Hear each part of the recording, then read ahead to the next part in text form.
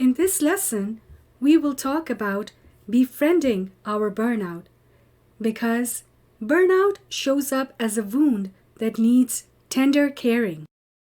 And one of the best ways of relating to your burnout is not to want to get rid of it, but rather to befriend it as a wounded friend. Lay out a welcome mat to it as if it were a guest that was visiting you and try to get to know it better. What is also important is to get to know the part of you that is experiencing burnout and let it talk, even if what it is telling you feels painful. Allowing it to express itself is important. I remember a strange yet very direct dream I had in 2017 when I was experiencing one of the worst burnout during my PhD studies in Canada. Let me share with you this dream because it may reveal to you something that your inside is telling you as well.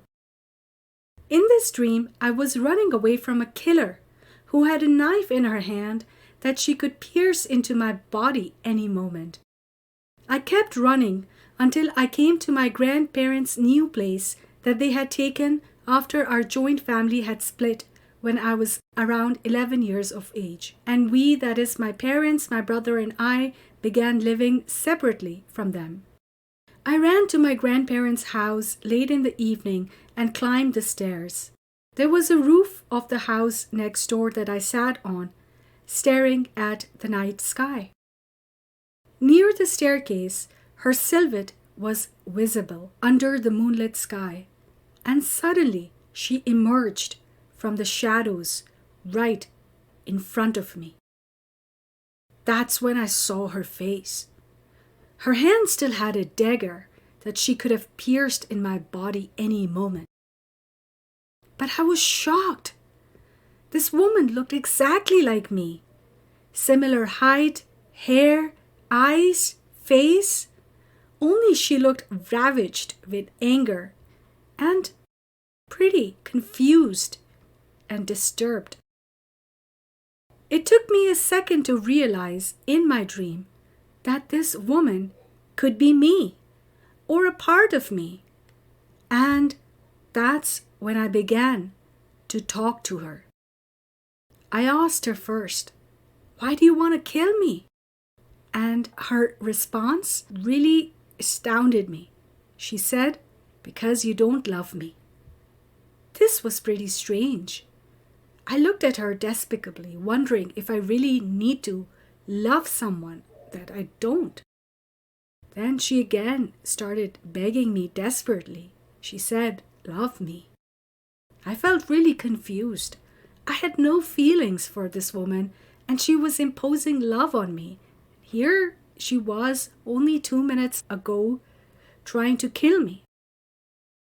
But out of compassion that I would offer to any stranger or a friend who is reaching out for support, I began speaking kindly and soothingly to her. I said to her, "I love you. I care for you. You are very important to me." And I was surprised by her response. Upon hearing that, she began crying. So I said once again, "I love you. I care for you. You are very important to me."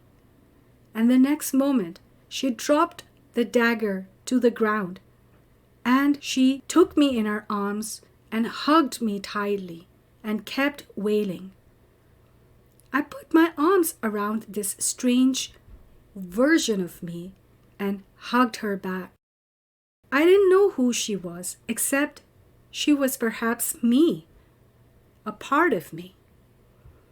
Then I woke up from sleep and I understood for the first time what self-love actually means.